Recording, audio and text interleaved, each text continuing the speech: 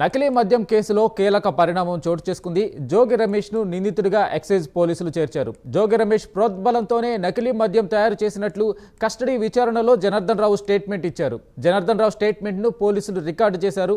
జోగి రమేష్ అరెస్టుకు అధికారులు రంగం సిద్ధం చేశారు. జోగి రమేష్ కు నోటీసులు ఇచ్చేందుకు అధికారులు సిద్ధమయ్యారు. జోగి రమేష్ ను ఎక్సైజ్ పోలీసులు విచారించనున్నారు.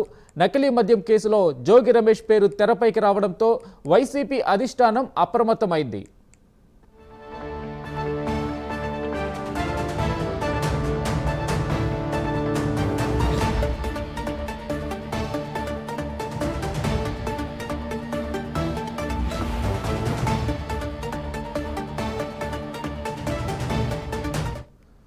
దీనిపై పూర్తి సమాచారం మా ప్రతినిధి మణికుమార్ అందిస్తారు. మణికుమార్, చెప్పండి, జోగి రమేష్ కి నోటీసులు వెళ్ళే ఏదైతే మద్యం కుంభకోణం కేసులో దానికి సంబంధించి అప్డేట్ ఏంటి? జోగి రమేష్ ని విచారించడానికి పోలీసులు సమాయత్తమయ్యారా?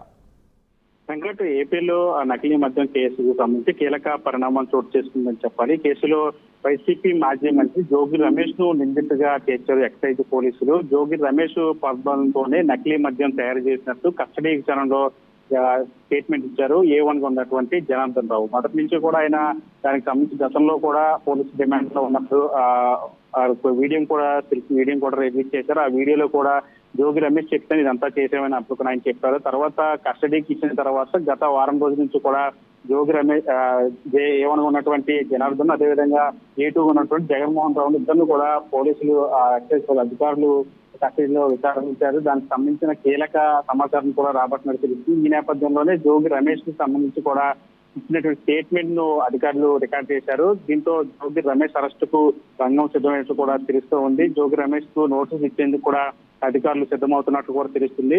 జోగి రమేష్ పాత్రకు సంబంధించి ఆయన పాత్ర లేదు, తనను కావాలని ఇరికిస్తున్నారంటూ కూడా ఇటీవల ఆయన విజయవాడ ఇంద్రకీలాద్రి అమ్మవారి టెంపుల్ కు వచ్చి అక్కడ సత్య ప్రమాణం చేసే ప్రయత్నం చేశారు.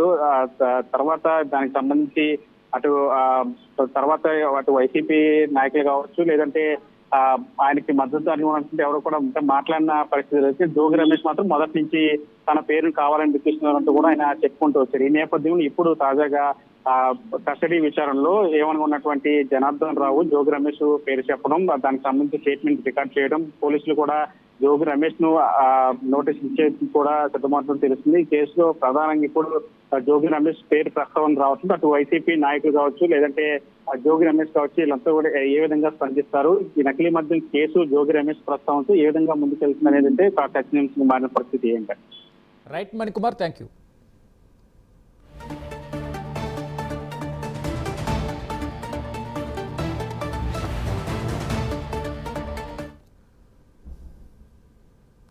ప్యారిస్ మ్యూజియంలో చోరీ కేసులో 5గురిని అరెస్ట్